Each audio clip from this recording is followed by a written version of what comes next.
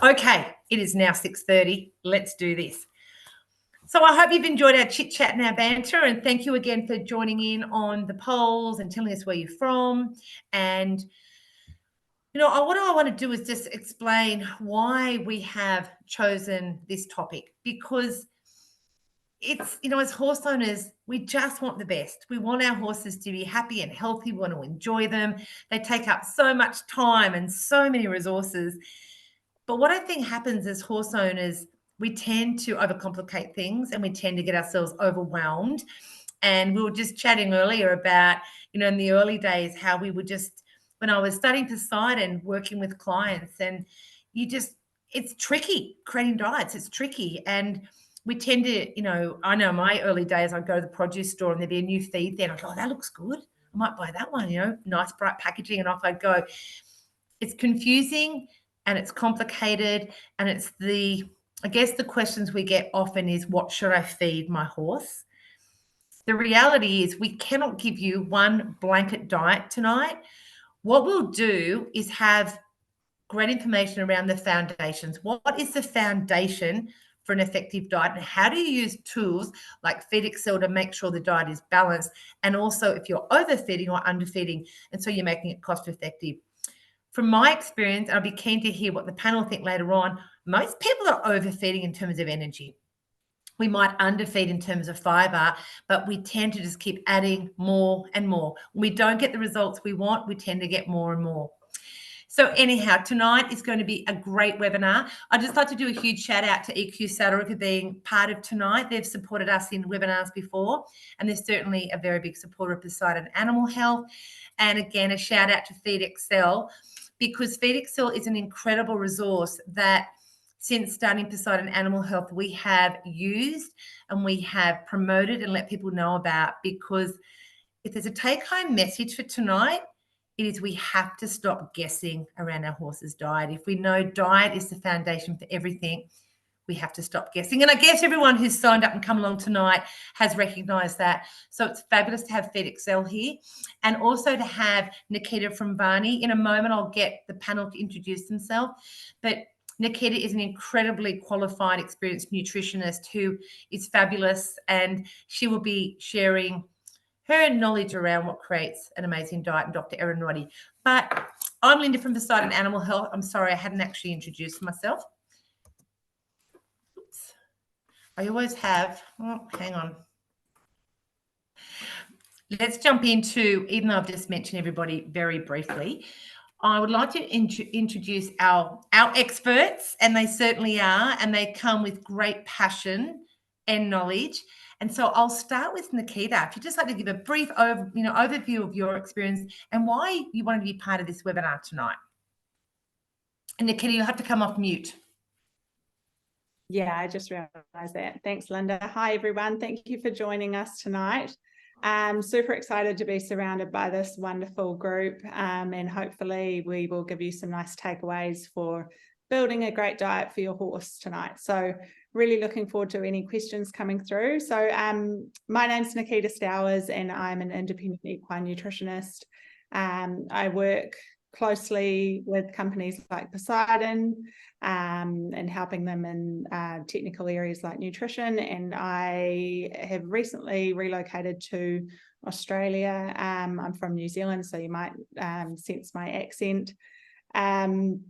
Where I work independently, I have a wee consultancy called Varney, as Linda mentioned. I work with horse owners and companies, doing various things, helping horse owners balance diets. I myself use Feed Excel, so huge advocate of that, and we'll be talking a bit about how to balance your diet tonight as well. So that's me. Fabulous. Thanks, Nikita, and thank you again for joining us. So now over to Dr. Erin Roddy, who I might mention, she's joining us from the US, and it is 4:30 in the morning for her, so we are very fortunate to have her join us. Hi, everyone. Thank you, Linda.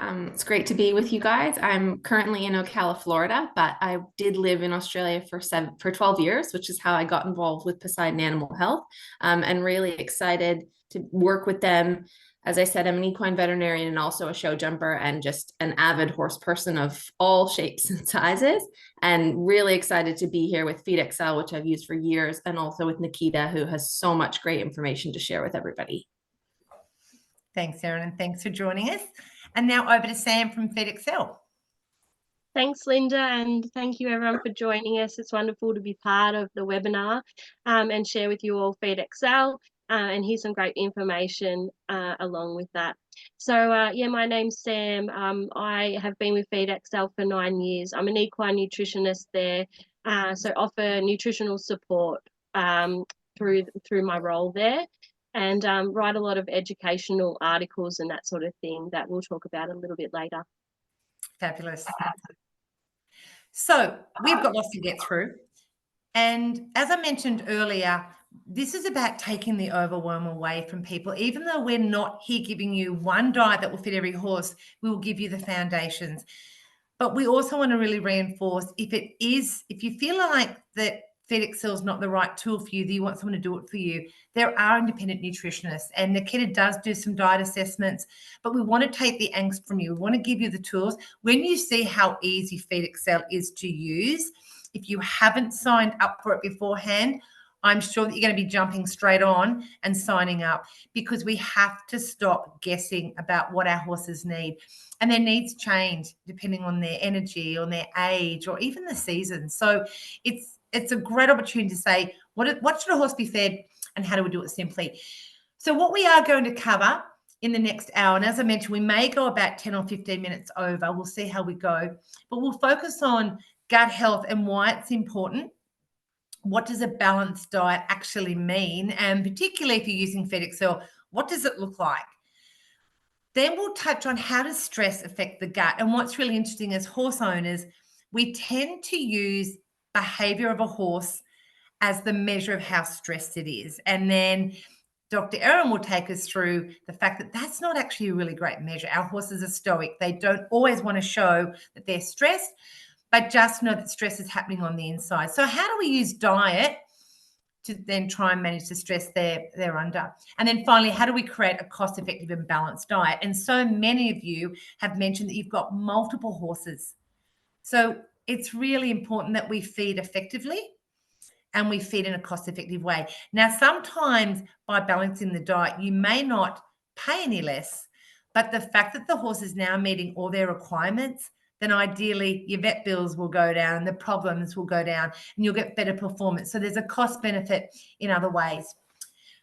I mentioned before that we'll have some polls going up. We'd really love you to join in those and answer those questions. It just gives us insight into what your needs are, and it also helps us identify any other topics that we can cover in the future.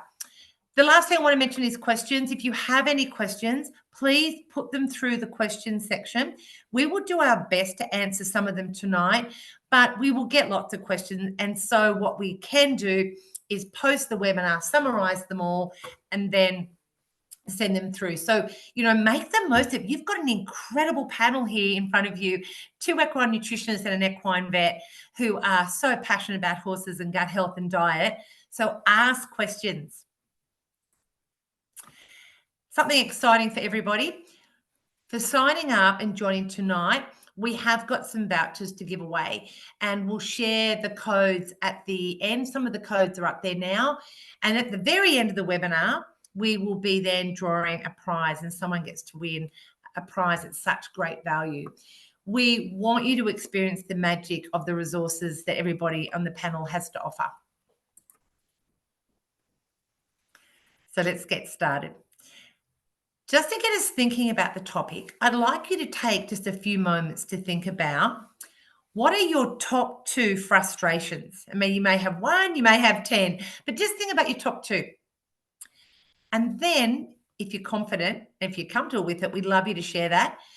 But also, what is one thing you hope to get from this webinar?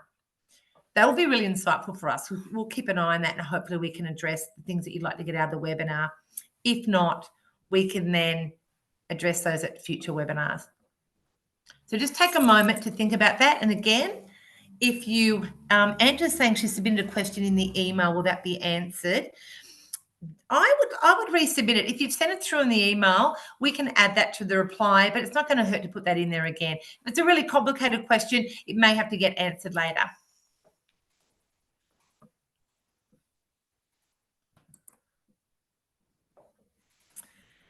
This is a point that I've already mentioned, and I'll mention it again and again.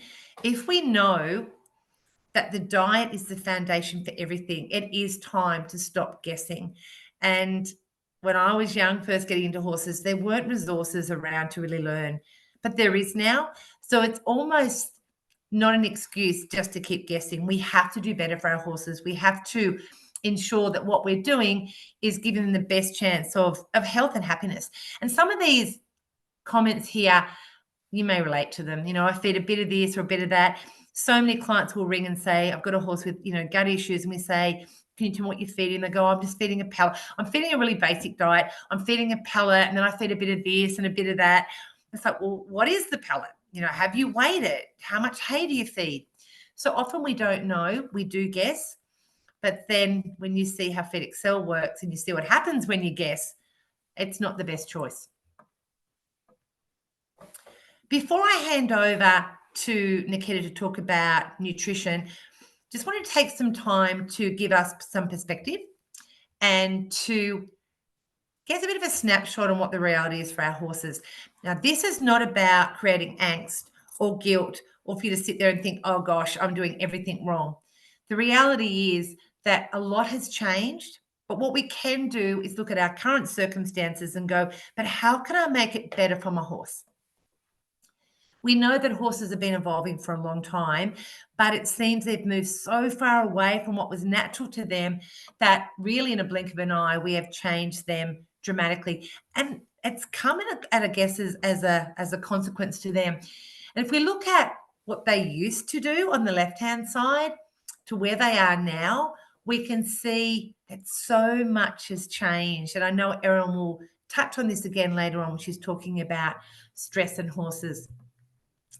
I remember a client saying to me last year, how do we make what we do for our horses okay for them? And I hear that often and often. I think it's such a great statement. So things have changed for our horses, but again, how do we make things better for them? And the reality is we are feeding out and housing our horses to suit us, not them. And their system just hasn't had the chance to adjust. We'll talk in a moment about the gut and how does the gut work. And really the horse's gut tells you what it needs to be fed. It's been designed to be fed a certain way. So we'll look at that. What we do know is because of the changes that the whole diversity and richness of their microbiome is changing. Now, microbiome sounds like a pretty technical science word. We talk about gut bacteria. It is so much more than bacteria, but it's the microscopic trillions of microorganisms that exist in your horse. And we have them too as humans. What we haven't known is that these microbiome impact on everything. It's the same as humans. They're like mind control. And we are starting to understand that it's important to have the right helpful bacteria in charge compared to the bad guys. And the bad guys are very opportunistic. And when your horse is stressed, the bad guys take over. Now, that is, for any scientists listening, I'm sorry if I've done that so simply, but just trying to understand how important they are and how easily it can shift. What we also know is those bacteria absolutely impact on behavior. And so often as horse owners, we might go, they've been really difficult and they've been really anxious and they're just being this or being that. And I always say, well, what's changed? What sudden change has occurred that's made the bacteria change? So we'll build on that. This slide is one that makes us feel uncomfortable because if we look at it, it's a reminder of all the things that can be happening internally that you can't see. And if we are using anxiety and behavior as a measure of how stressed our horses are, we are really missing the point. They are flight animals. They don't want to show they're stressed, but we know that the gut can be what we call leaky gut. There can be pain and inflammation, and often things like girthiness or not wanting to go forward or poor canter leads can be linked to gut pain. And I know when if you've had a meal and you're uncomfortable and you put a pair of pants on and a belt, you're not going to want to stride out and suddenly hurtle over the gate because we're uncomfortable. And so our horses also have gut pain. Again, this is not about creating guilt, but it's about saying, this is the reality. How do we fix it?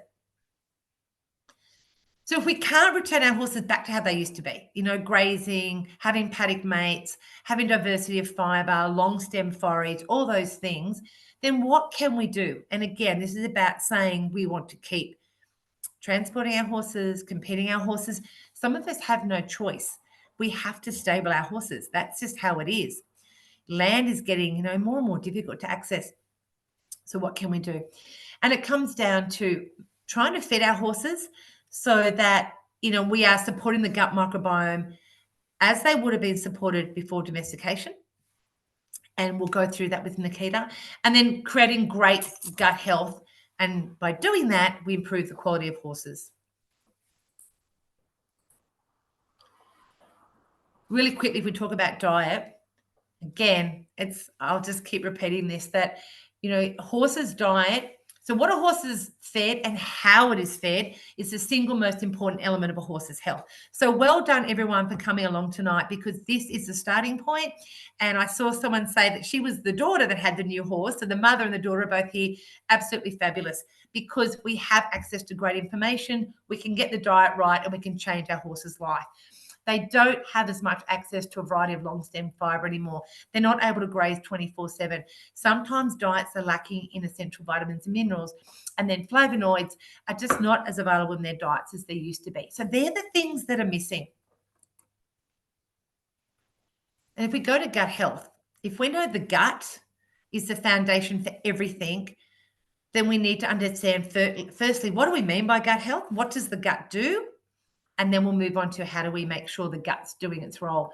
So really simply, the term gut health is just referring to how well your horse's gut is working. And it's not just about the stomach. And I'll show a diagram in a moment where you can see the stomach's a small part of the gut. And it's not just about digesting and using food. Again, really important. But it's a huge immune organ, and it has to keep bad things out and good things in. And we know that stress creates what we call leaky gut.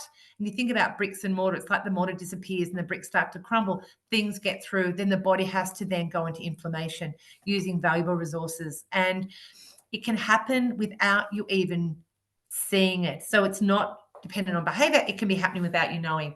And the third thing the gut does is houses these trillions of microbes that I spoke about before. And truly, learning about gut health, I've had horses all my life. Understanding gut health and gut bacteria has been the biggest thing I've ever known as a horse owner. And we are privileged every day to share this knowledge with horse owners. You change the gut and you change everything. Really quickly, I get really passionate about this because I just think, I wish I'd known about this when I was a 12-year-old girl getting my first horse. If we look at the gut, you can see the stomach is tiny in comparison to the whole gut. And it's about 30 meters long. And there's so much we could say about the digestive tract, but just some key things. Horses make stomach acid all the time, whether there's food there or not, and particularly in times of stress. So when we think about times of stress and times off food, for example, traveling, being in a stable without having access to hay, it is a perfect storm for creating gastrointestinal problems. Again, things that we can start to fix if we know that. We know the top part of the stomach has no protection against acid splash. So riding your horse on an empty stomach can create problems. We've mentioned the good and bad bacteria. Again, we'll just keep it simple. The good bacteria create, I call the magic. So most of your horse's energy, the B vitamins, keeps the gut wall intact, and the bad guys create an acidic environment and kill all the work of the good guys. And what we know is that these microbiomes link to every aspect around behavior, performance, metabolism, everything. And you can see it here. So if you are listening to this and you're thinking, my horse suddenly had a change of behavior recently, of course, that can be other things that could be going on. We'd always say, if you're concerned, consult your vet. But a change of behavior can be, did you change the food too quickly? Was there a sudden change of hay? Was there a storm last night? Did a paddock mate get moved away? They are so sensitive to change. What we want is to create a gut that is what we call resilient, that can cope with stress. So they are less reactive, but they are flight animals. So they are wired to be very sensitive to stress. That is a snapshot of gut health. We know it's the foundation. We know it's important. So now it comes to what do we do about it? How do we create that? So now I've got you feeling a bit, oh gosh. Let's dive into solutions. And again, we always start with diet. It's about management of lifestyle, things like if you're making dietary changes, you do them slowly. And then we'll spend time looking at medication and the role of evidence-based supplements. So let's start with the foundation with diet. And Nikita, I'm going to hand this over to you. Thanks, Linda. I'm off mute now, I think. Yes. So I am going to try and keep this really, really simple for everyone. So we've got quite a diverse audience by the looks, some new horse owners, which is great to see. So welcome to everyone. But what I want to say first of all is that building a great diet for your horse doesn't need to be complicated. Often as horse owners, we really overcomplicate it, and it's not always our fault. It can be quite overwhelming, being at horse shows, going into the saddlery, talking to your neighbour. And sometimes we reach for all these different feeds and supplements without exactly knowing what we're doing. And sometimes keeping it simple is best. Often complicating a diet can make it very expensive, but it can also, as well as just being expensive on your pocket, it can actually be detrimental to your horse. So we want to avoid that if we can. So I've just put together a quick 5 tips for building a great diet for your horse. So some of these things are really simple. We would think that they were simple, but they're often missed and often overlooked. So it's actually funny, whenever I talk to a horse owner and I ask them what they feed their horse, usually people will start with the hard feeds when they're explaining their diet to you. And I find that quite interesting because I think that often our forage and our fibre is overlooked, and it's just assumed that it's enough and that it's the right type and things. So I say always start with fibre. That needs to be the foundation, and start off even just by knowing how much your horse needs. And we say at least 1.5, preferably 2% of their body weight per day. So for our classic 500 kilo horse, which of course everyone's not, but that would look like somewhere between 7.5 and 10 kilos of forage or fibre per day. And that's quite a lot when you look at things like pasture at certain times of the year it can be full of water, so got very low, what we call dry matter content. They need a lot more, and so they need varied fibre sources. It's also really important to select the right fibre types for your horse. And that's why we can't just say, this is the perfect diet, go and feed it to every horse, because every horse is different. Every horse has different requirements. We might be looking at miniatures and then looking at a racehorse diet. And so, for example, things like lucerne is a fabulous forage source for most horses. It's low in sugar, but it actually is high in calories and high in protein. So you might not want to reach for lucerne if you had a horse that you were trying to get weight off, for example. And then there's a few other things around forage. So we want to make sure for the foregut and for the whole digestive tract, but to reduce our risk of things like gastric ulcers, that the horse never goes without forage for longer than 2 hours. And that's really important. I can't stress that enough. When you're traveling your horses on long trips, make sure that they have access to forage. Make sure that you, perhaps if you need to, stop and offer them some forage and some water while you're traveling, because that's really going to have an effect down the track. And you see it quite a lot at events when horses go downhill and they, if it's a 3-day event and on the 3rd day they've got no energy left, essentially we've starved some of the bugs in the gut for a period of time and they can no longer produce energy. So it can have effects kind of not even straight away but further down the track. Nikita, can I ask a question now? So a lot of people that stable their horses will often just give one biscuit of hay. And so if the horse is going in the stable at 5 o'clock at night and coming out at, say, 8 the next morning, you've got nearly 15 hours. How do you manage that?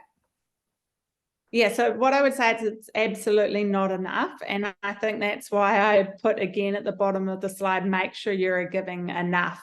So 1 slab of hay overnight for a horse is pretty much not going to be enough across the board. But what you want to do is you want to give them enough so that you come back in the morning. So you might trial and error a bit. So you give them a few slabs, for example, and then they've still got some left over. So if you gave 4 and they still had a bit, then you go, okay, they're probably eating 3 overnight. But you want to make sure that they always have access. And even if you've got horses that you want to lose weight, then you want to just slow them down, for example. So using small whole hay nets or something like that, where you can slow down their intake, but make sure that they're still actually nibbling away, because it's that constant eating that really makes a difference. Because as you mentioned, Linda, horses are constantly secreting stomach acid. So if we leave the stomach empty too long, we get a really acidic environment, and we don't have any buffering for that acid.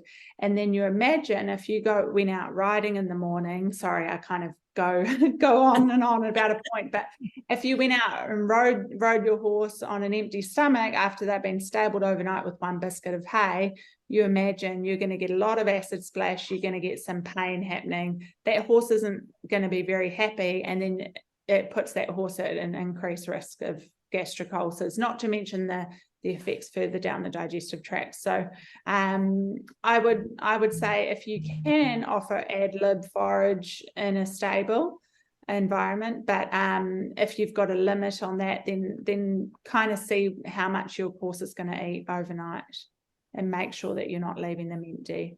That's a really good point. We see it a lot. You would see it a lot too, Linda. Yeah. And then another good thing to do with your forage is identify times of year when your pasture might not be providing enough. So this might be, like I mentioned before, so sometimes in spring our pasture can be full of water, and we need to use alternative fiber sources to make sure that we're meeting their requirement. And then sometimes it could be unsuitable for grazing. So I know we had somebody join earlier that said they had their minis off grass. Ideally, we like to give them, some grazing if we can, and kind of manage that. But sometimes the sugar level might just be too high and we need to pull those horses off. And so we can't just starve those horses. We need to make sure that we give them a low sugar hay, if need be, soak that hay so that that horse still has access to forage, because even our real overweight horses need that minimum of 1.5% forage to keep their gut happy. And just, if you can just take one thing home from tonight, make sure you're giving enough fiber, please. So go home, take a look at what your paddock looks like, how much hay you're offering, what feeds are in your feed bowl, and just check for yourself. And Feed Excel will help with that too when Sam gets to showing that as well. Yeah, Feed Excel is a great tool for that, because it can be really hard to know how much your horse is getting from pasture, for example, if they've got varying amount of pasture access, and I'm sure Sam's going to cover this. But it's really useful because you can say, okay, my horse only has between 4 and 10 hours or something like that of pasture access, and so then Feed Excel will tell you how much more forage or fibre they need. So the second part, and this is again stepping on Sam's toes a little bit, but I think she'll probably go into more detail and show you how easy it is to do with Feed Excel. But you want to ensure that your horse's diet is balanced, and you kind of need to recognize that your horse's nutrient requirements might change. For example, when you change their workload, their nutrient requirements won't change potentially at different times of the year, but the pasture will change at different times of the year. So then what you have to feed them might change. And then also in conditions, so for when horses are growing, or brood mares that are lactating, for example, have a huge increase in requirement for protein and minerals and energy. And then also as horses get older, sorry, missed a couple, but that's all right. Sorry, moved too quickly. You're all right, Linda. It's all right. I'm probably just waffling too much, and I know that we need to keep on time. So the third point is and this is a big one for me, if you need more calories, I really like the idea of reaching for fibers where we can first. And so there's a lot of different fiber-based feeds, forage-based feeds that we can look at. And I think the feed industry in general has got a lot better in this regard as well. So we're not looking at all the grain-based concentrates that we used to be. But also fat is a nice complement to fiber. So a high fiber, high fat diet, I would usually prefer over a diet that's super high in starch and sugar. So yeah, sorry, my screen's just gone a little bit. Yeah, so I think all too often horse owners reach for a hard feed when they don't actually need one. And I have this conversation probably 3 or 4 times a week with horse owners and companies alike. So I really want to get people away from the thinking, and sorry for the hard feed companies that might be on board here, but it's not to steer you away from feeding a hard feed, but not every horse will need a hard feed per se. A lot of horses will actually do perfectly fine on a fiber-based diet and then topping up their vitamins and minerals and probably giving them some additional gut support as they need it. And fat can then also be used as your horse's friend. Number 4 here is just realize that the modern horse and what we've done for our horses, they might need a little bit of extra support. So often I hear people say, oh, but horses in the wild didn't have these supplements, and horses in the wild didn't need this and didn't need this. But if you look at these 2 pictures and how different they are, and even think about the diet and how different it is, and the environment and the stresses on the horse, we do need to be kind to them and realize that we've created a lot of stress for the horse too, which I think Linda's going to touch on a lot more. But we probably need to be a little bit kind and give them some extra support. And just the last point on here is really to keep in mind that your horse is an individual. So you may need to address your horse's special requirements. And this is why we say we can't just print you out a diet for everyone in Australia and New Zealand and say, here's your diet, this will be perfect for everyone. And all too often I hear horse owners say, but oh, my neighbour's horse had this and that helped him gain weight, so then I tried that. Well, you need to sometimes understand that your horse is an individual and they have different requirements, and that your situation might be different as well. And there are also some times that we might need to give some elevated levels of nutrients as well. So sometimes to improve things like hoof and coat health. Also, if we've got a horse that's got laminitis, then we obviously want to make sure that we keep our non-structural carbohydrate and our sugar level 10% or below. Feed Excel is going to be brilliant for that too, to help you realize what feeds are safe for your horse and what ones might not be. For horses that, for example, are prone to gastric ulcers, Lucerne might be really useful to use before travel and exercise, and so on and so forth. And then there's also things that we can do for horses with poor dental health, horses that might need to lose weight, or on the other side of the coin, gain weight. So every horse is different and every situation is different. And so it's important to keep that in mind. How are we going for time? Do you want to skip through this, Linda? Or I think it's really great to do it, but I think maybe you can do it in that, say, 2 minutes. Is that okay? Yes, no problem. I'll just talk super fast. Okay, so how to read a feed label. I won't spend too much time on this slide, but there are some key components here. So usually at the top of the feed bag, we usually have a product description. So this is kind of telling you what horses might benefit from this feed, a bit about the feed.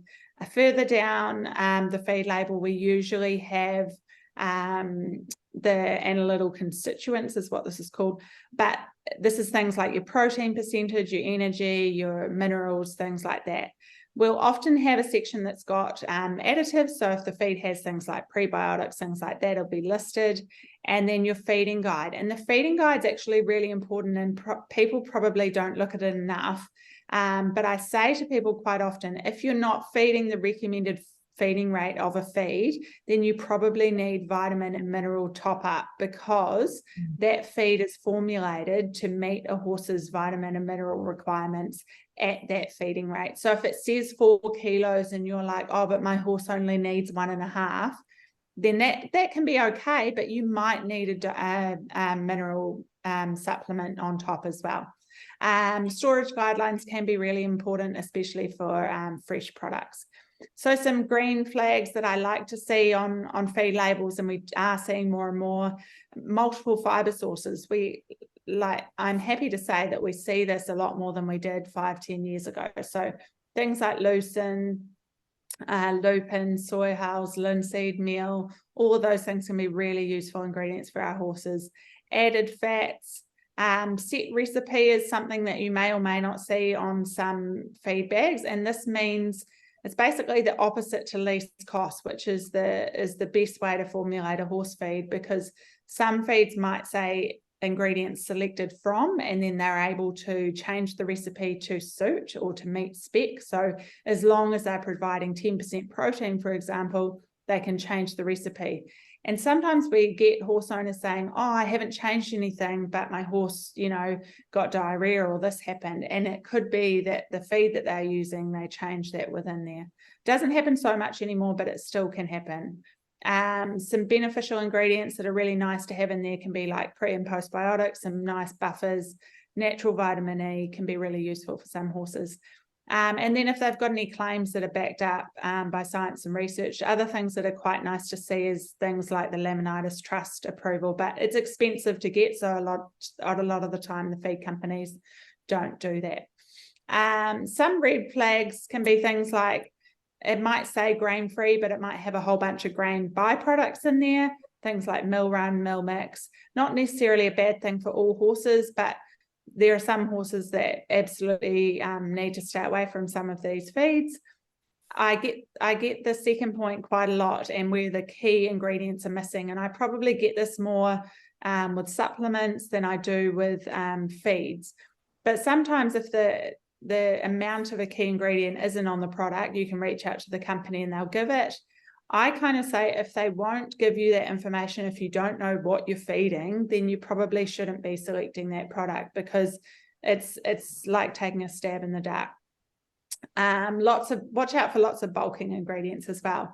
And probably a big one here is uncooked or unprocessed grains. And I think hopefully we're all on the same page here, but grains are really well digested by the horse, and I've stolen your picture here, Linda, but grains will actually get digested. If they don't get digested in the foregut where we want them digested, they'll get digested in the hindgut by the microbes. But what happens then, and Linda touched on it, is that we get an increase in an acid environment. We get some bad bugs taking over the good ones essentially, and our fiber digestion suffers as a consequence. And then we can see horses start to lose weight, and that can be that tragic cycle of increasing our feed more and more and more, especially our hard feeds, and our horse going backwards. So just a quick note to end, why kind of cooking and processing of grains is actually really important. And this is an old study, but it's still pretty valid. If you look at the top one here, so if we look at whole or crushed corn, for example, and its digestibility here, 29%, and this is its digestibility in the foregut, remember, so where we want it digested. So if you feed whole or crushed corn, you're likely only going to get about 30% digestibility in the foregut.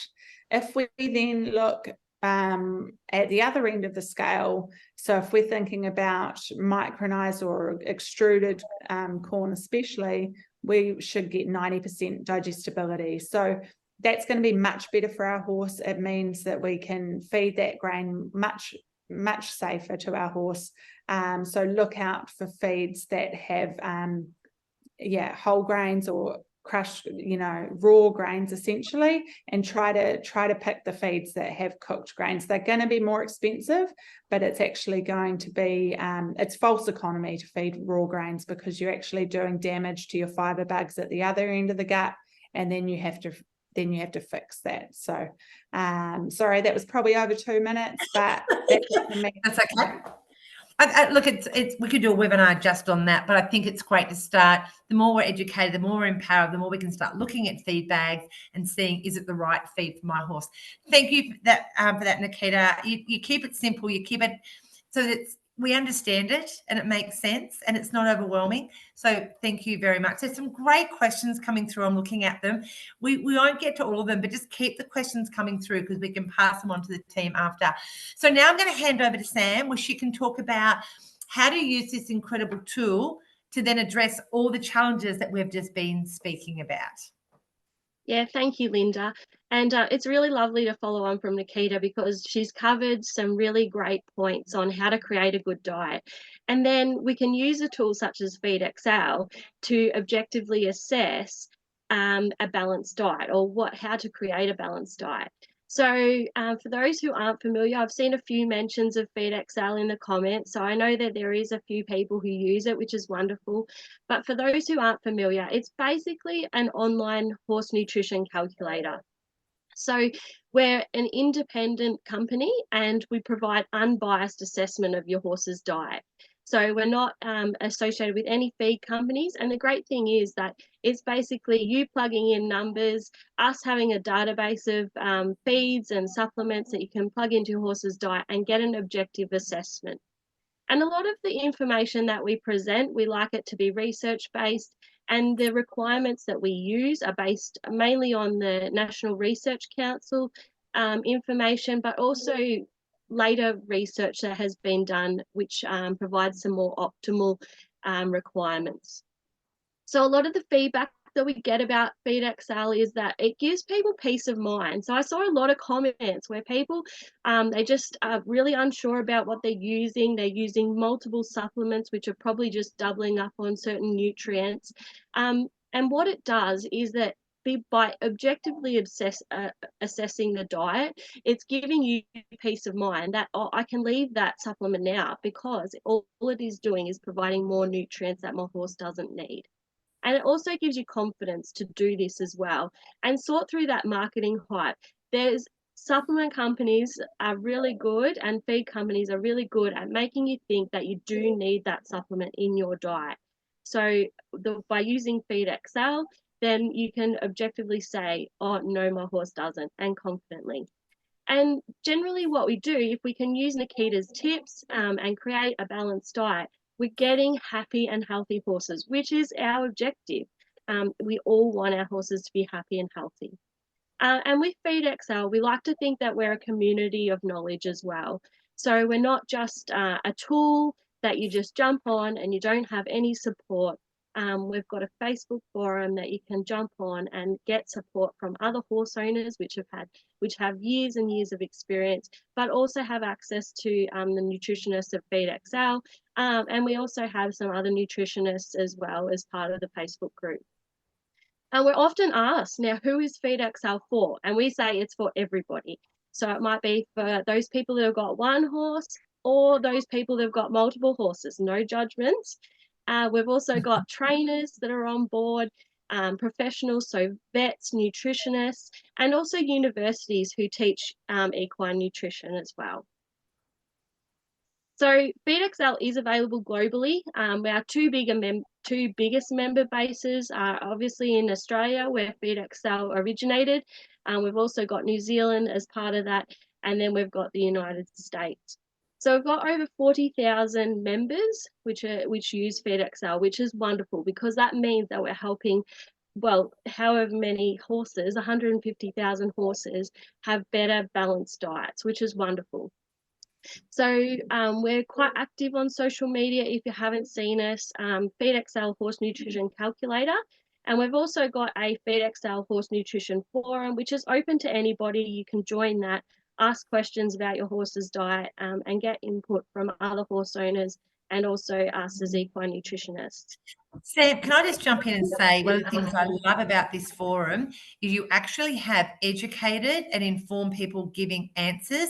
There are some, without using names, there are some very big Facebook forums that target horse nutrition, and some of the advice that is given on there breaks my heart. So if you are online wanting information, please make sure the person delivering it is qualified And the nutritionists at Feed Excel are certainly that, because there's some bad information that goes around, and unfortunately it's our horses that suffer.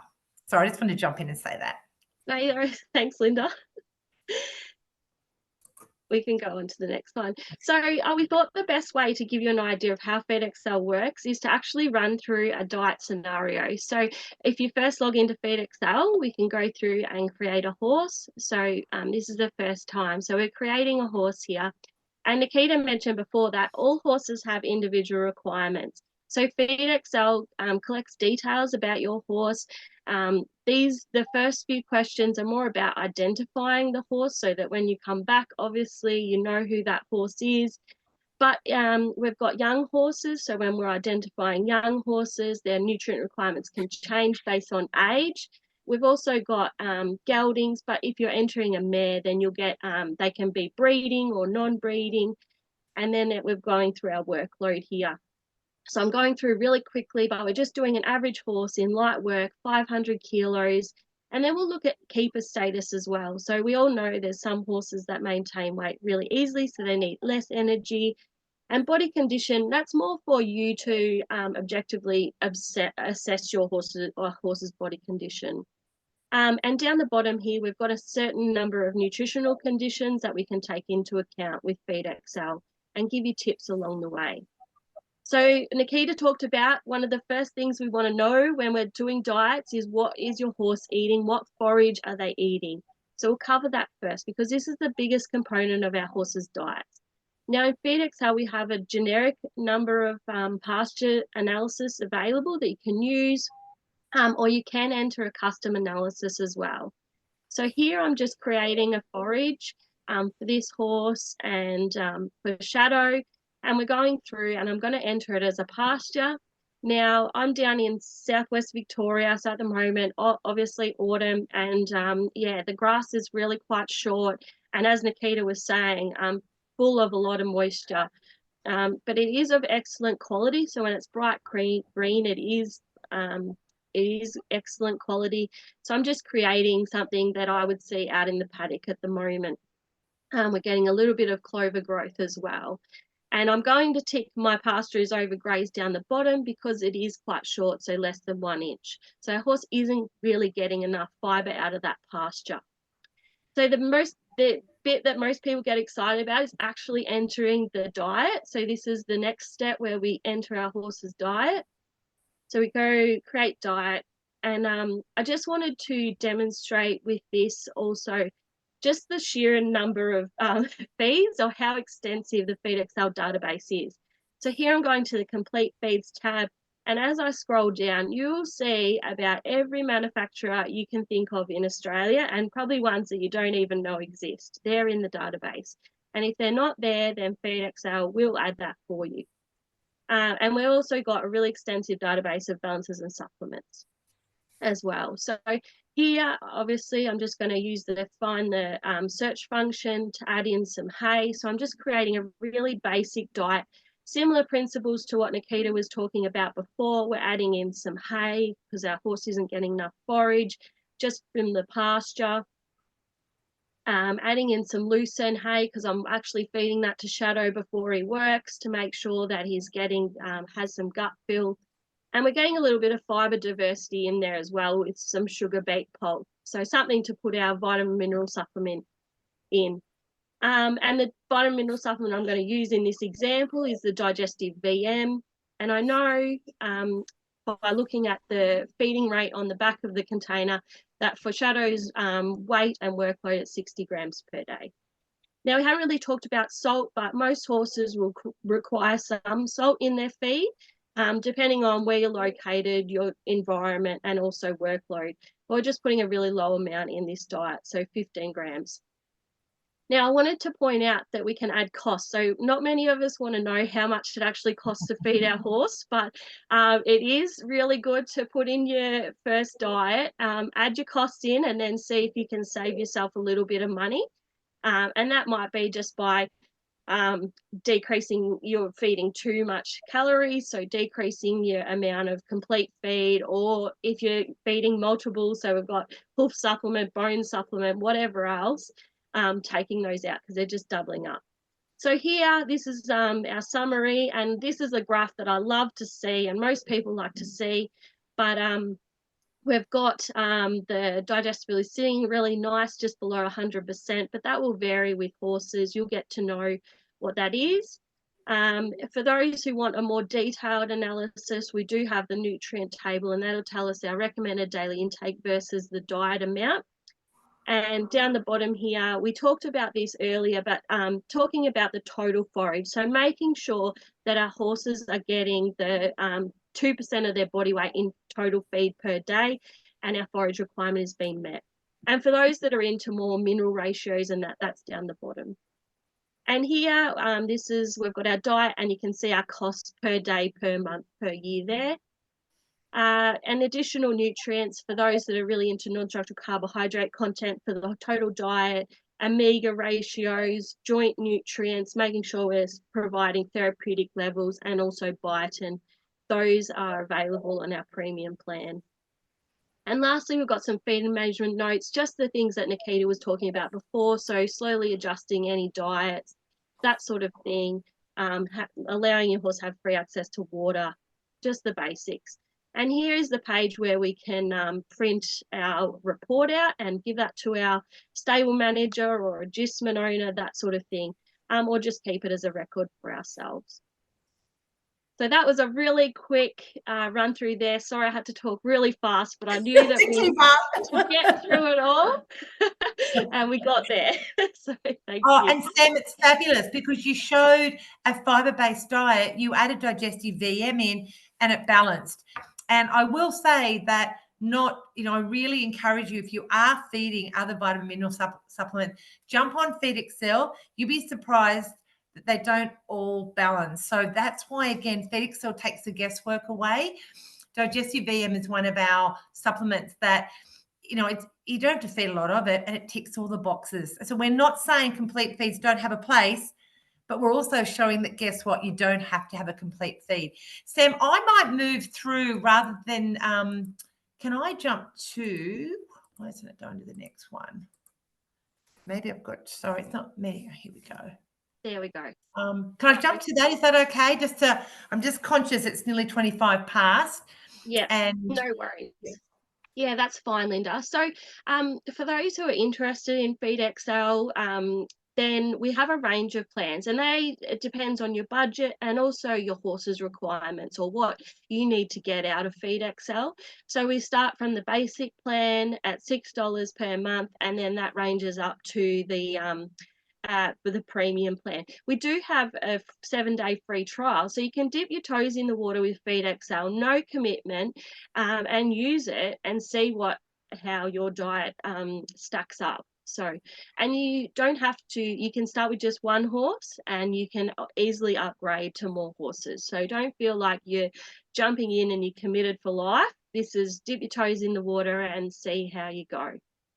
It is the most fabulous resource, and I wish, every horse owner would use it. And if there's anybody on here that's a trainer that has multiple horses in their stables, this is a great thing to offer your clients so that each horse has a customized diet. You can still use the same core ingredients, whether it's Lupin Hulls, Speedy Bet, etc., but you can then just change. So no more guessing. Sam, thank you so much for that. No worries at all, Linda. And just the last slide, people can find us at www.feedexcel.com. Linda's just skipped through there. And if you have any questions, I did want to point out, you can't quite see it here, but when you do go to the Feed Excel homepage, you'll see there's a knowledge hub up the top, and that's full of really great resources, and they're free for anybody. So if you want to, you're unsure about anything, gastric ulcers, tying up, colic, anything you can think about, there's an article on the Feed Excel website, and it's free to access. So they're very easy to read. They're very well written and very easy to digest. Get that? That's my pun. Thanks, Sam. Sorry that I'm pushing you along here.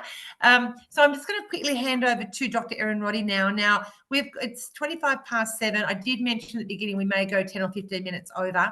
So please stay with us. You've been here this long.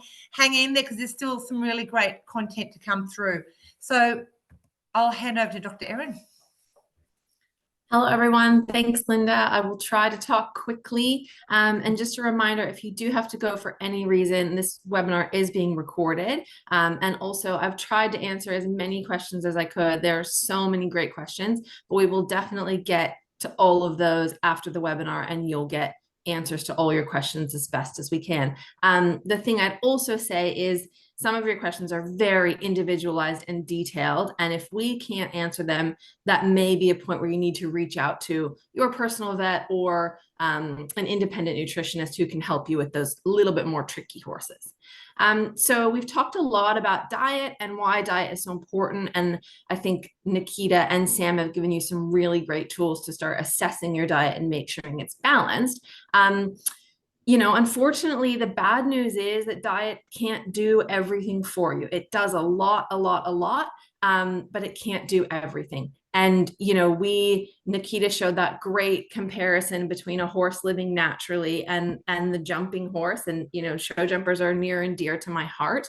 When we start putting stress and pressure on our horses, and that's what we do when we train them and we ride them and we stable them and we, you know, travel them all around the country, we are putting stress on them and we're putting stress on their gut. And what we're lucky now to know, and, you know, as we were saying at the beginning, we wish we'd known, I wish I'd known when I was a kid. I think back to all the mistakes that I made. And even as a young adult, horses are prey animals, they're flight animals. So they don't always show us that they're stressed. There is stress going on internally in the system. And we're all aware of gastric ulcers, I think, but that's only the tip of the iceberg. There was a lot of questions that came through.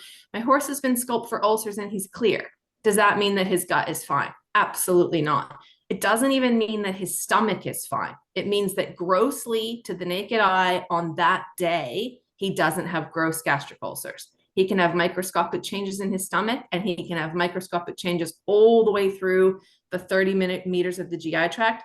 And horses can have hindgut ulcers. They can have big, open, bleeding sores in their hindgut, and we have no way of imaging them. So unfortunately, there's a lot of stress going on in your horse's system that we can't see. If you're seeing behavioral signs, whether that's GI signs like colic, loose manure, not wanting to eat, manure that smells bad, you know, constant scouring, or if you're seeing behavioral problems like Linda discussed, spooky horses, horses that don't put weight on, you know, horses that are reluctant to go to the right or bend to the right, nappy, cranky horses, that's the end product of a lot of stress that you can't see. So what we're going to talk about a little bit is hopefully some management tips and also some, you know, extra support that you can give your horse to help protect and prevent this stress.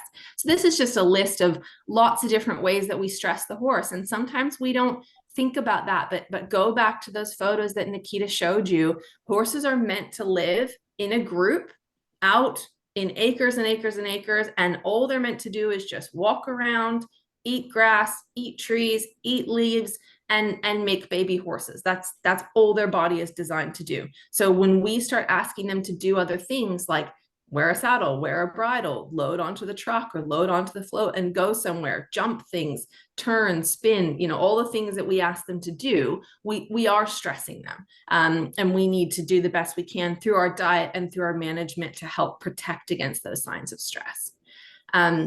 Luckily, you've all tuned into this webinar, so you're well on your way. You at least know that there's stuff going on in your horse. And so many of you have asked about the different signs that you see: horses not wanting to eat, horses not having good quality feet, horses having gastric ulcers. You know, those are all signs that your horse is stressed, and we can help with that a little bit.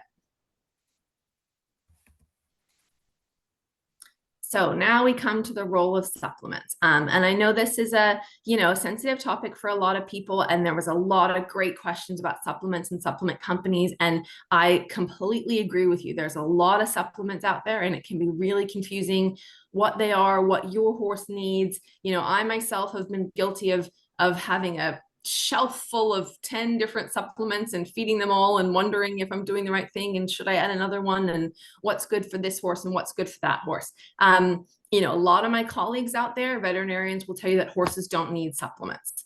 And I agree with them. If a horse is living naturally with a balanced diet and all you're asking it to do is walk around and eat grass, it probably doesn't need a supplement.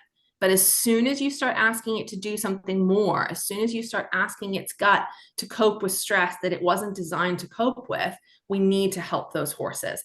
And a well-formulated supplement can certainly help your horse to cope with the stress that we give them. Remember, that stress can be riding training. It can also be the way that they're stabled. Horses are, or the way that they're kept. Horses aren't designed to be locked in a box 22, 23, 24 hours a day. They aren't designed to live alone. They're herd animals. They're not designed to climb on a truck or a trailer or a float and go, 8, 12, 16 hours across the country and then get off and barrel race or show jump or 3-day event.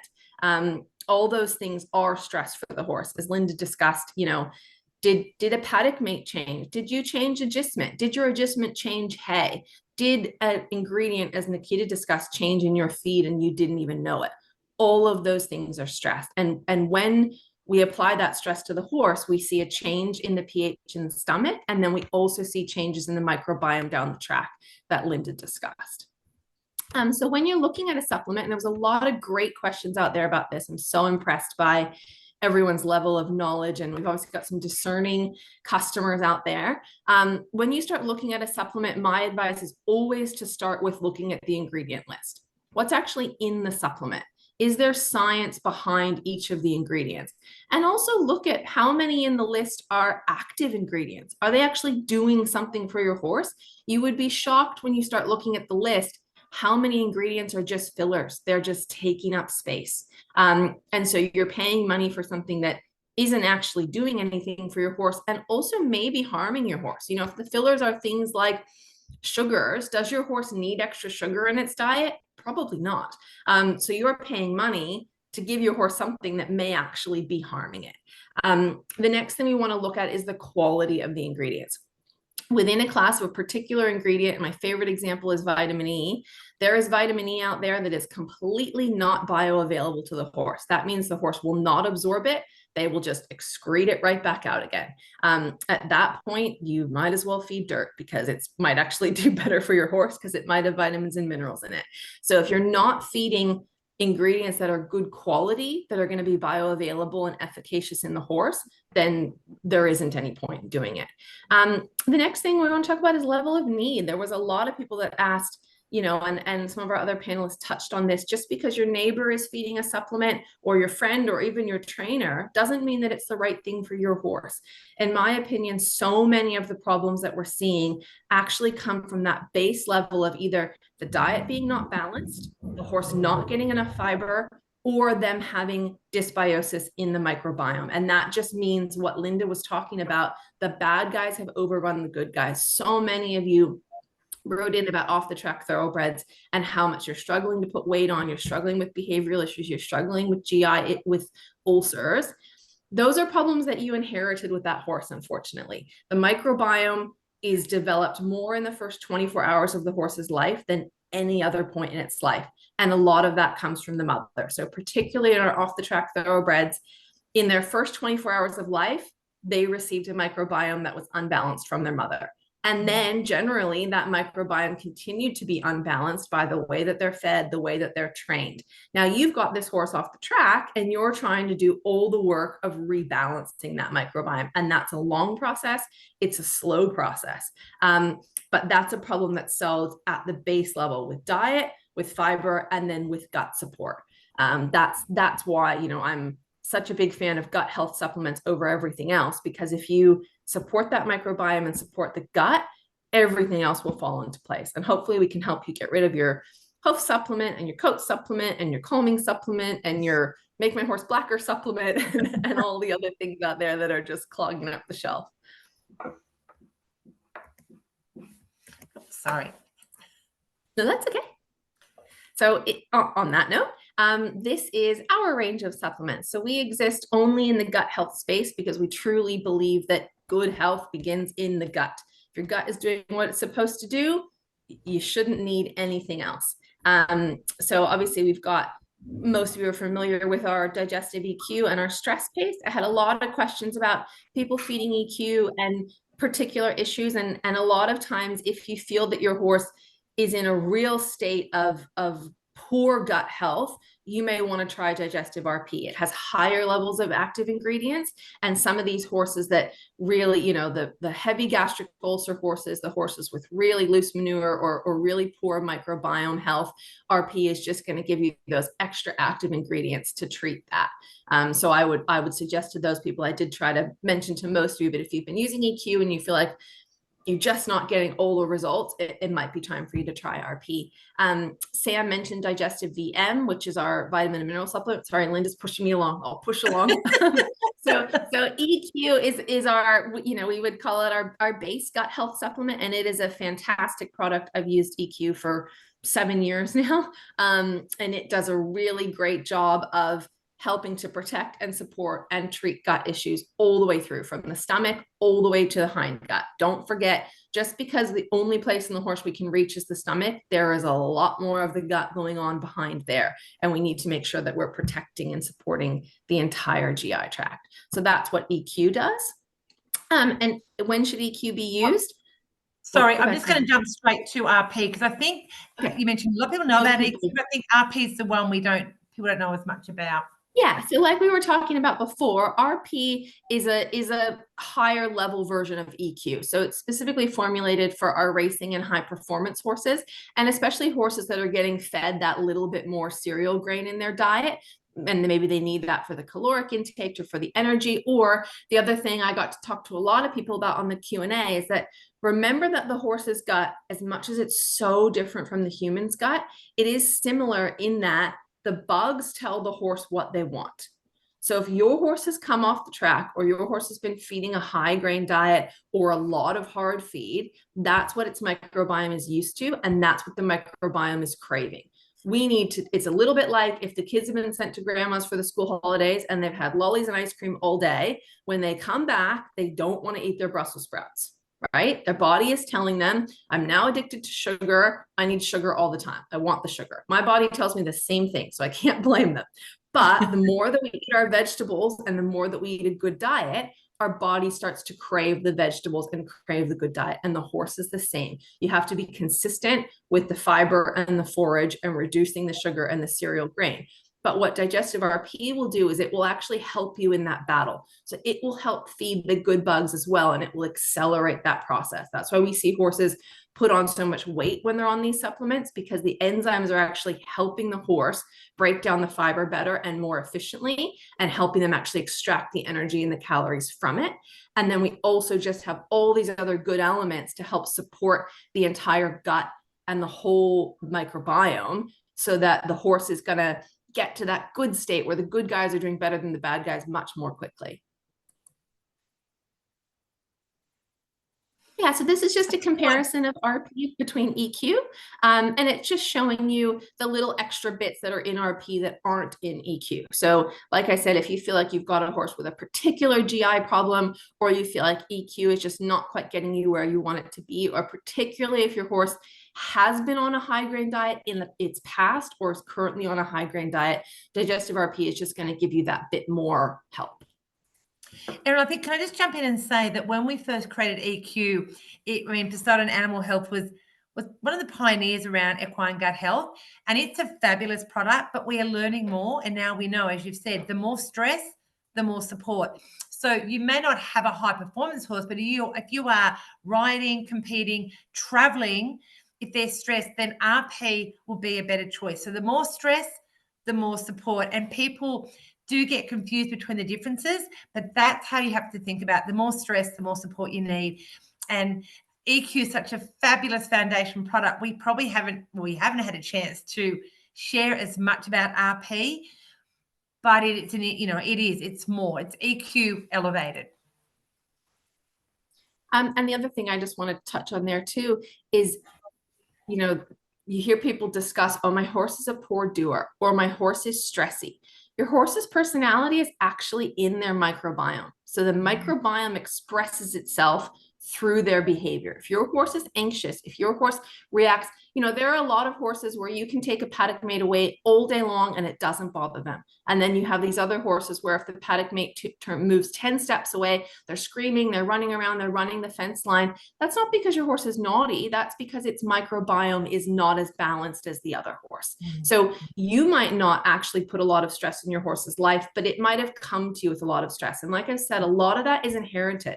Doesn't mean you did anything wrong. You can have, I have a beautiful mare. I bred her myself. She's lived with me her entire life. She was born in my arms. I broke her in myself. I ride her myself. I have tried to avoid stress in her life as much as possible.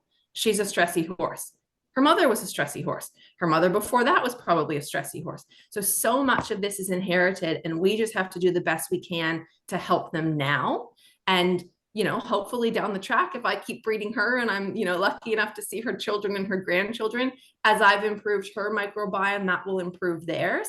But it doesn't mean that, you know, you're doing the wrong thing if your horse is stressy. Some of that might just be diet that it was fed in the past or the microbiome that it's inherited, but we need to do the best we can from now on. And certainly if you're, you know, doing a lot to apply stress to your horse, then those horses need extra support as well.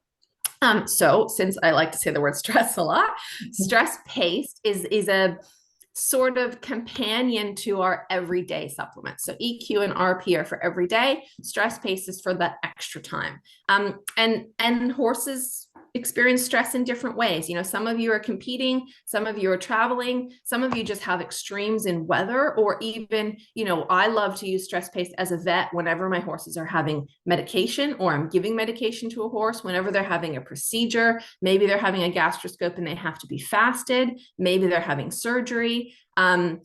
Stress Paste is a great product for those times when we actually are applying even more stress. If I wake up and I think, oh, my horse is going to have a hard day today for whatever the reason, maybe I'm changing agistment, maybe I'm traveling, maybe they are having a gastroscope, maybe the farrier is coming and they find that stressful. Stress Paste is perfect for when you think today my horse is going to have a harder day than normal. So the difference in Stress Paste between other calming supplements, we get asked this a lot. There's a lot of calming supplements on the market. You know, people, the biggest thing we get asked day in, day out is, I want my horse to be fat, shiny, and calm. Unfortunately, a lot of calming supplements are trying to sedate your horse. They're relying on some B vitamins or tryptophan, which we talked about before, scientific evidence. There's actually no scientific evidence that tryptophan works in horses the way that it works in humans. Remember, horses have a very different GI system than humans. So these calming supplements that are on the market, they're designed to cover up the stress that your horse is showing by being anxious with sedation. Personally, I don't like to sedate my horses when they compete. I don't think that's where we're going to get the best performance out of them. And remember, we've talked so much about the stress that they're showing you, being anxious, being spooky, you know, maybe they're pawing at the float or they're calling out. That's them telling you that they're in some kind of gut pain, whether that's because their stomach is empty or because they've been off feed in the float while they've traveled to the show, or maybe they didn't want to eat because they knew they were traveling and that was worrying them. Those outward behaviors are a sign of what's going on inside. So we created Stress Paste to help protect and support the gut so that we wouldn't see those outward behaviors. The ingredients in Stress Paste, I talked to you all about being very discerning with your ingredients. You can see these are all natural ingredients, so they won't swab. They're safe for the horse. They won't conflict with any other medications that your horse might be on or anything else that you're giving. But they're just all the really, really good elements that are going to help protect and support the GI tract from the stomach all the way through. Erin, can I just jump in and say that many people say, look, I don't use Stress Paste because my horse is not stressed. And that's when we say, but if you're traveling, competing, if it's a hot day, if there's a change, they're stressed on the inside. So, and we called it Stress Paste deliberately because we want to start to identify all the ways our horses can get stressed. So, and it's actually one of our fastest growing products now because you support the gut in times of stress. Then ideally when you're out competing, you don't want anything to change. You want them eating well, recovering well, performing well. So absolutely. Remember that our horses are prey animals, like we said, and they are designed not to show stress. And remember that from day dot, what we do with our horses is we desensitize them. We train them to accept what it is that we're doing to them. You know, we have so many people say, oh, my horse loves his stable. You know, I'll upset a lot of people here. Your horse doesn't love its stable. Your horse has been conditioned to its stable. It feels safe in its stable. That doesn't mean that it loves its stable. Now, a lot of us have no other choice, and we have to stable our horses. And so we need to support them through the stress of being stable. But just because a horse is standing quietly and has accepted something doesn't mean that we're not applying pressure to the way that their insides actually work, and that we're not seeing changes from that. You might have an apparently very happy, healthy horse just standing there quietly at the float. That doesn't mean that we're not seeing shifts in the microbiome, which are going to affect the way that the horse functions.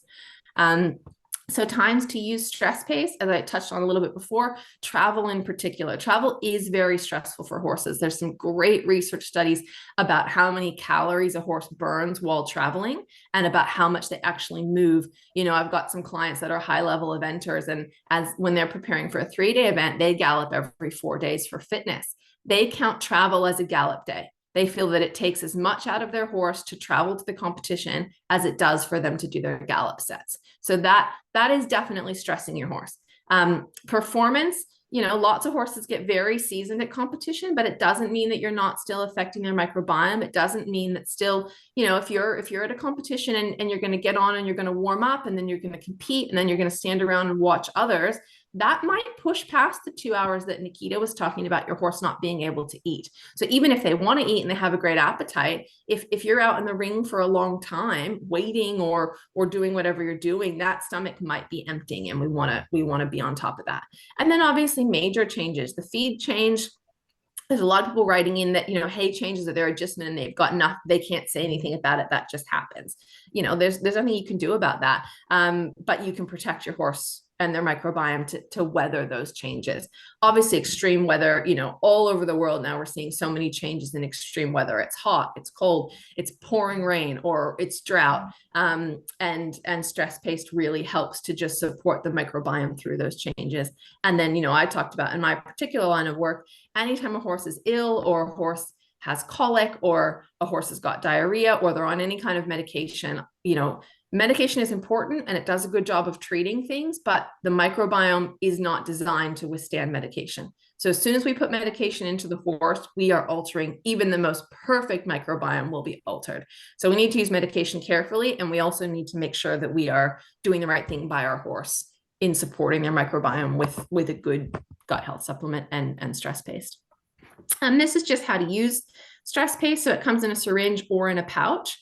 The other thing I want to touch on quickly, because I know I'm taking forever, but like a lot of questions about the biotics, and I haven't done this yet in this webinar, so I want to make sure that I get my soapbox out. So we've got 3 different kinds of biotics: prebiotics, probiotics, and postbiotics. There is no scientific evidence that probiotics are bioavailable to the horse. I love probiotics. I think they're fantastic. They're a great idea. Those are our good guys. And if we could just feed the good guys and get them to the hindgut where they can take up residence and win the battle, that would be amazing. But as of yet, we don't have good ways of doing that. The horse's stomach is designed to kill bacteria because your horses become exposed to bacteria when they eat. If bacteria survived the stomach, we would have all kinds of bacterial infections in the hindgut. So the horse is designed to kill bacteria in the stomach. That means that you can feed as many good guys as you want, and they're probably not going to make it to the hindgut where we want them. So we need to feed prebiotics and postbiotics because those actually survive the stomach and they make it to where they support the good guys. They don't replace them. We have to do that through correct feeding and through, you know, other forms of gut support, but they do help them. They help them win the battle, and they help them win the battle more quickly. Okay, I'm off my soapbox now. I think it's great though, Erin, because there are probiotics in so many things, and you've mentioned the stomach, but we've also got transport, we've got, you know, manufacturing, we've got shelf life. And in Australia, you know, there's no regulation to say you don't have to actually prove that they're live. So again, as we learn more, we're doing more and we're understanding postbiotics, they're not live. So those everything's factors that you've mentioned doesn't equate. Shall I move on from this slide? Yeah, I think so. We're nearly finished, everyone. Thank you so much for your patience. There's so much knowledge from this panel, it's hard to keep them moving along because I'm always learning something new every time this team, share with us.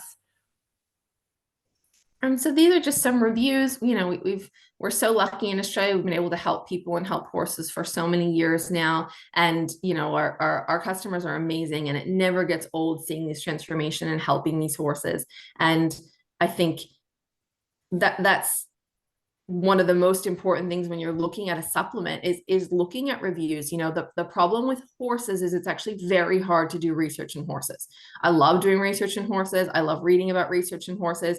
It's an expensive process, and it can be very hard to get ethics approval to actually do research in horses. So a lot of things that are designed on paper that look great or that are researched in rats or humans won't actually work or be effective in horses. So unfortunately, sometimes the best way to see if something works in horses is by putting it out there and getting reviews. So when you have, thousands and thousands of positive reviews like we have, we know that our products are working and they're doing what they're supposed to do.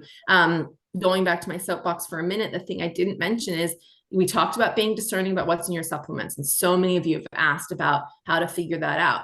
If you're looking at a list of ingredients on a product and they're including things that don't have scientific research like probiotics, then you have to ask yourself, why is this company including this ingredient?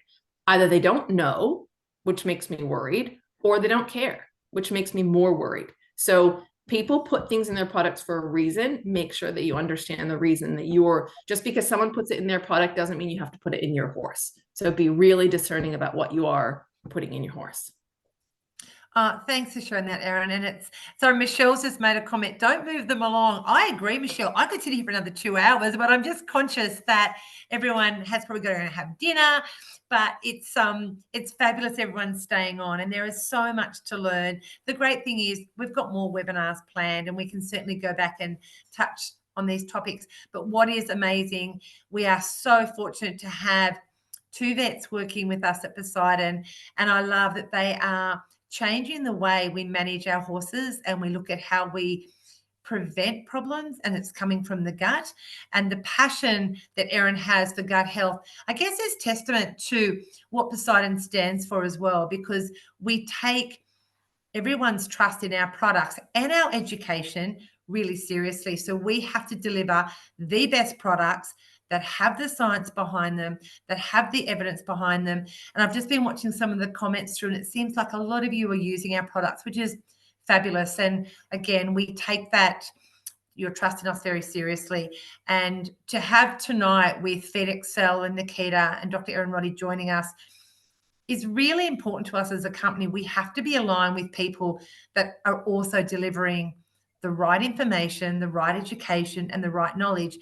And it's also very clear that at Poseidon, it's not just about making you buy supplements. It's part of this holistic plan. And I think it's very clear they do have a role to play and they do make a difference, but we have to get the foundations right as well. So we have covered so much tonight. It's been absolutely fabulous. Erin, did you want to add anything else before I move on to drawing the winner? Oh, you're still on mute. Still on mute. You're on mute. Sorry, I muted and unmuted. I was trying to answer questions. There's so many great questions. I'm so excited to see people so passionate about gut health and their horses.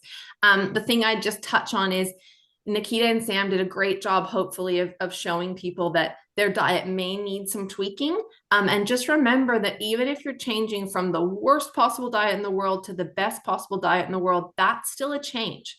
And that is going to apply some stress to your horse. It's an important stress, and it's something that we need to do, but do it slowly. And I would definitely recommend, some gut support through either EQ or HP, and also stress pace as you make that change, because horses actually aren't designed to cope with change. So we need to support them through that change, even if the change you're making is for the better.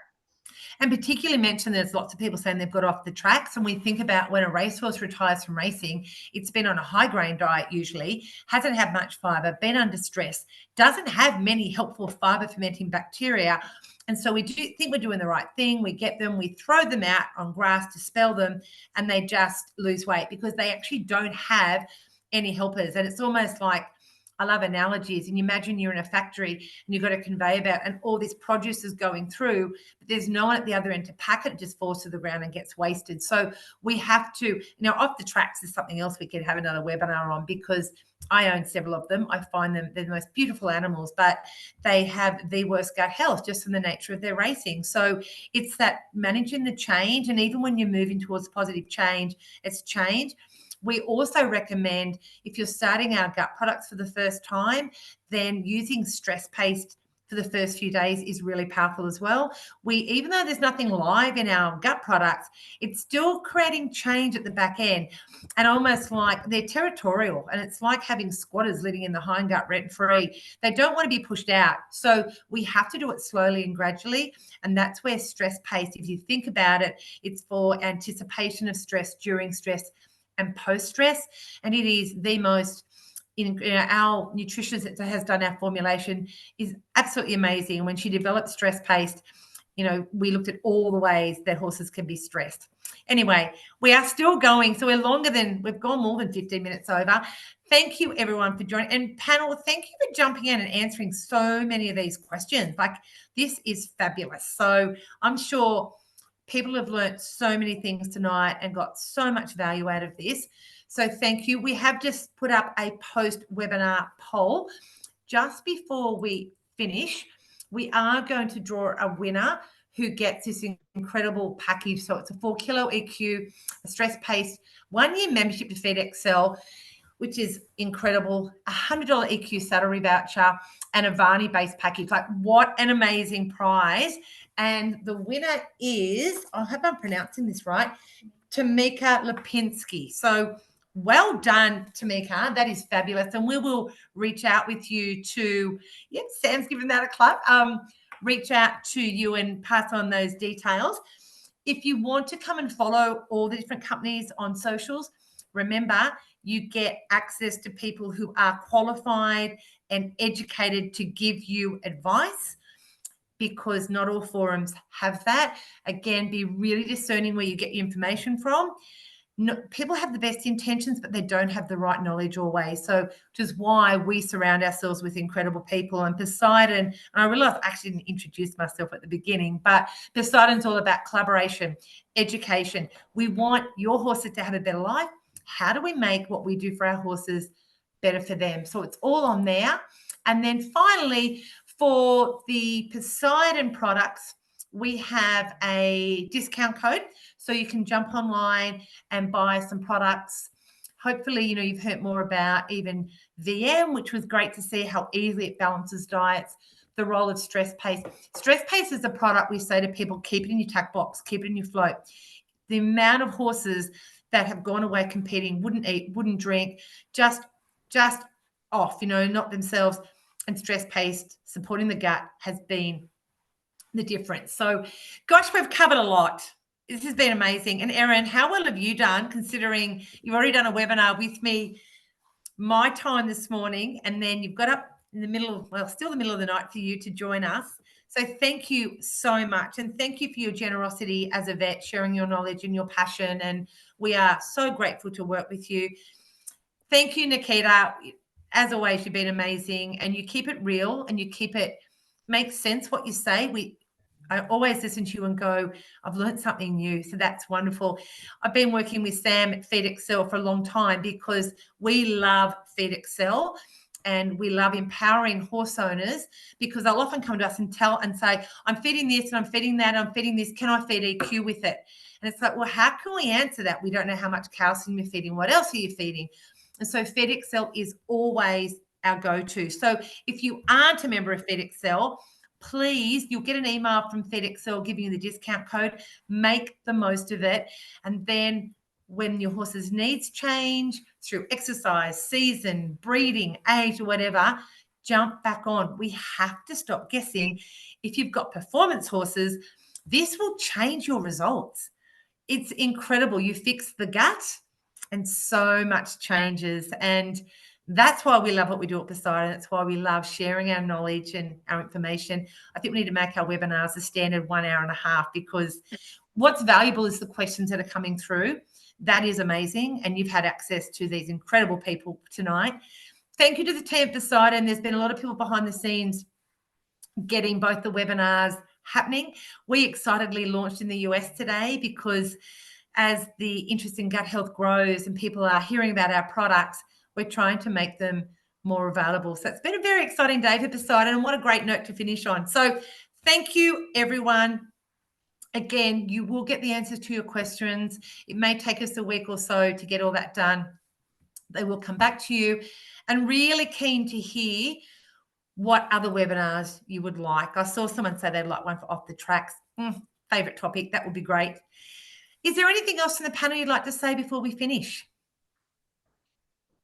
No, I think you've done a really good job. Sorry. You go, Sorry, Nikita. I was just saying I've been busy trying to get back to people as I can as well on that chat, but there is still a number of inquiries, so we'll get back to everyone as we can after this if we haven't yet. Yeah, and thank you for having us, Linda, and it's always wonderful. We love educating horse owners, so well done to everyone for coming along and starting your journey as well, and for those who are already on the journey, that's wonderful as well. Thanks, Sam. I just want to say thanks again. Thanks to Sam. Thanks to Linda. Thanks to Nikita. I still learn something every single time we do a webinar or we do an educational opportunity. There's so much to learn, and you know, every horse is different. So as many horses as I meet in my career, I still meet a new one tomorrow that I've never seen before. So that's really exciting. And the questions are just amazing. I'm so impressed with all of you. And as Nikita said, we are going to try to make sure we answer each and every question as best as we can. And hopefully we can keep the education going. Fabulous. Thank you. And just a reminder, we actually have a Facebook group that we want to start re-engaging with and start having monthly lives where we can get these amazing panel members to come along and do lives. And remember, the Feed Excel Facebook group is also a fabulous group. So join the groups, keep connected with us. If you've decided to start using any of our products for the first time, including some of the panel members, let us know. We'd love to hear. And we'd also love to hear, what did you take away from this webinar? So thank you very much, everyone. Have a great night. And thanks again, team, for an amazing webinar.